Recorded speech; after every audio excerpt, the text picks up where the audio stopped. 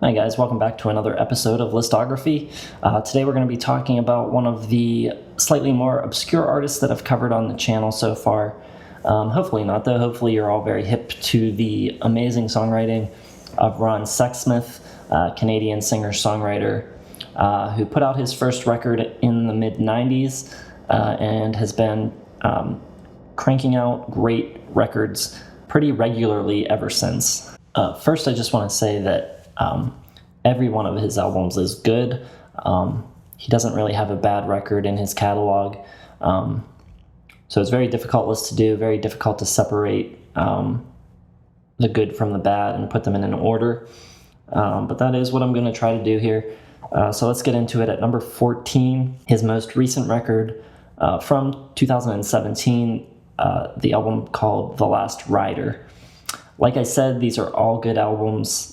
I would not hesitate to recommend The Last Rider to anyone, but I had to find things to differentiate these records, and for me, this is the one Ron Sexsmith album that doesn't have any moments that really stop me in my tracks. Usually his albums all have at least one song or a few that when you hear them, it feels like you might be hearing the greatest song ever written. Either they hit you with a shot of emotion right to your heart, or you just can't believe that anyone could write something so simple and pure. And although this album is very good, it is the one album of his that doesn't have any of those moments on it. At number 13, I have his 2011 record called Long Player Late Bloomer. So looking for reasons to say these records are worse than any of the others. For this one, in my opinion, it's the production. This record was produced by Bob Rock, the same Bob Rock that produced Metallica, Bon Jovi, Motley Crue. Long Player, Late Bloomer was an attempt to give Ron a little more mainstream appeal. They were successful in making a good sounding record, but the production smothers some really good songwriting under its weight. Anytime I see a video of Ron playing songs from this record by himself on an acoustic, I like it much better than the recorded version. But there are great songs here. Get in Line, Believe It When I See It, Late Bloomer, and Love Shines are all standout tracks. Next, I have at number 12 the album Grand Opera Lane. This was an independent release before he made the jump to major labels. It's much looser, it's a little rough around the edges, and it dabbles in some different styles of music, including rock and blues. Speaking with the Angel is the first hint that maybe Ron could be a really special songwriter. Then at number 11, I have the follow-up to Grand Opera Lane, his self-titled debut album. He makes a huge leap from Grand Opera Lane to his self-titled major label debut, both in terms of production and songwriting, even though it's still a fairly sparse record. Speaking with the Angel shows up again on this record, but this album gives us other gems like Secret Heart, a song that was later covered and popularized by Feist. You also have Lebanon, Tennessee, and Wastin' Time as some other standout tracks on this record. All right, so top 10. At number 10, the album Whereabouts. With the type of music Ron Sexsmith makes, there's a very fine line between powerful and emotional songwriting and being overly sentimental and corny. Often, which side of the line his songs land on is dependent on the production that he chooses. I don't mean to say that a lot of his music is corny.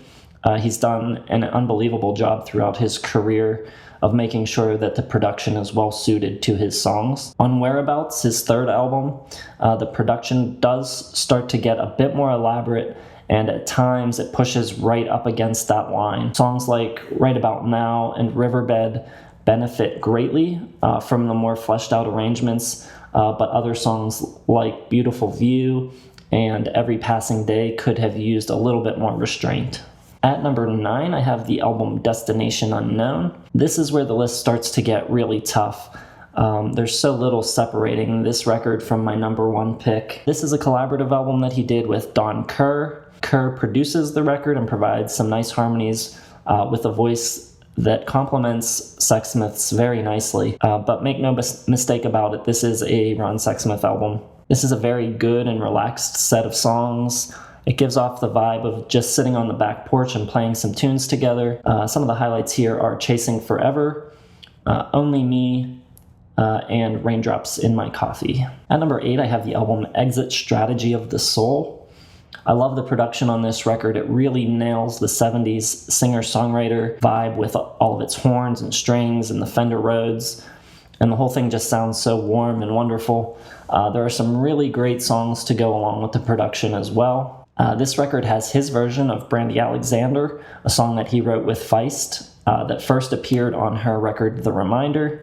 This Is How I Know, Brighter Still, and Hard Time are three more great songs off of this album.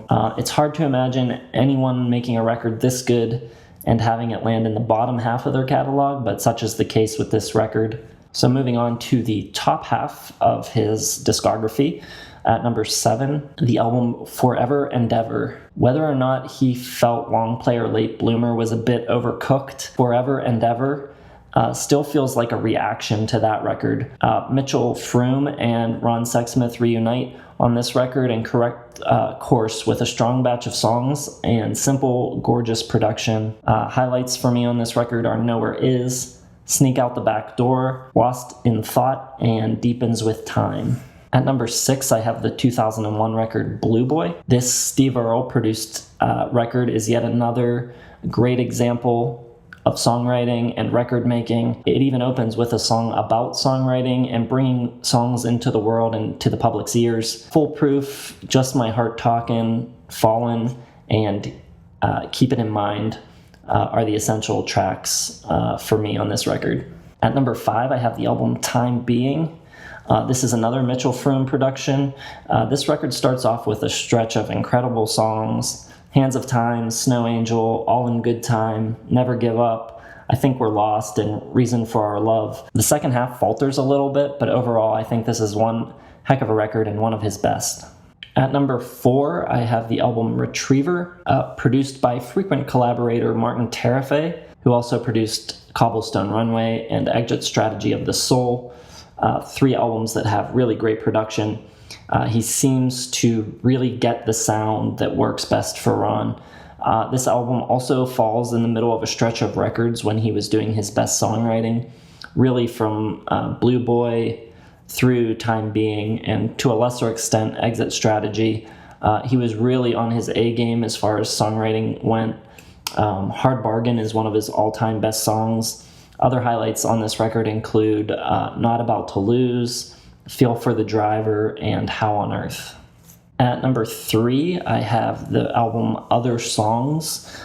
This was his second record on a major label, his third record overall. This record was produced by Chad Blake and Mitchell Froom, and it finds the sweet spot between the somewhat underproduced self-titled album and the glossy sound of Whereabouts. It also falls between the two chronologically. There's a ton of great songs on this record: Strawberry Blonde, Thinly Veiled Disguise, Nothing Good, Pretty Little Cemetery, Honest Mistake, While You're Waiting, April After All. Just overall fantastic, phenomenal record. At number 2, I have the album Carousel 1. This is Ron's second most recent record, and it was produced by Jim Scott, who has engineered or produced records for artists like Tom Petty, Wilco, Whiskey Town, Kathleen Edwards, and the Dixie Chicks. First of all, the record just sounds fantastic. But aside from that, Scott brings a noticeable tinge of Americana to this record, which I love and I think works extremely well with Ron's songs. There's pedal steels, honky-tonk pianos, and Hammond organs. They just give this record a slightly different sound without really messing with Ron's winning formula. You could definitely call this Ron's country album, though. Loving You, Nothing Feels the Same Anymore, All Our Tomorrows, No One, and Tumbling Sky are the album's best tracks for me. And at number 1, I have the album Cobblestone Runway. This record should be considered an essential singer-songwriter album and should be studied by anyone who has any interest at all in the craft of songwriting. The production on this record stands out to me as well. In general, the sounds of his records don't change that much, just minor tweaks from record to record. And although this record isn't drastically different from any of his others, with subtle electro elements blipping away in the background on many of the album's tracks, this does feel like one of his most unique records from a production standpoint. It may not be his best song, but this album opens with my personal favorite Ron Sexsmith song, Former Glory. God Loves Everyone, Gold in Them Hills, and Dragonfly on Bay Street are excellent as well, and it all adds up to what I think is Ron Sexsmith's best record. So thank you for watching, guys. Please hit the like button if you liked the video, and be sure to subscribe if you haven't yet. Most importantly, comment below. Tell me what you think of Ron's music, and tell me what you would like to see on the channel in the future. Thanks, guys.